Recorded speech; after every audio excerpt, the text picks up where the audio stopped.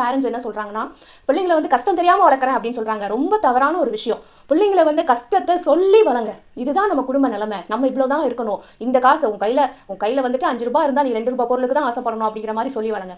எங்க வீட்டுல வந்துட்டு எங்க அப்பா சொல்லிக்கிட்டே இருப்பாங்க, உன் கையில வந்து ₹5 இருந்துச்சுன்னா நீ ₹2 பொருளுக்கு தான் ஆசைப்படணும் அப்படின்னு சொல்லுவாங்க. ஸோ அது வந்து இன்னைக்கு இளைஞர்கள் எத்தனை பேர் வீட்டில் வந்து இதெல்லாம் சொல்லி கொடுத்து வளர்க்குறாங்க அப்படிங்கிறது தெரியல. ஏன்னா வந்துட்டு அவங்க நிறைய விஷயங்கள் கிடைக்குது இன்னைக்கு இளைஞர்களுக்கு. ஆனால் அதோட அருமை வந்து அவங்களுக்கு தெரியறதே கிடையாது.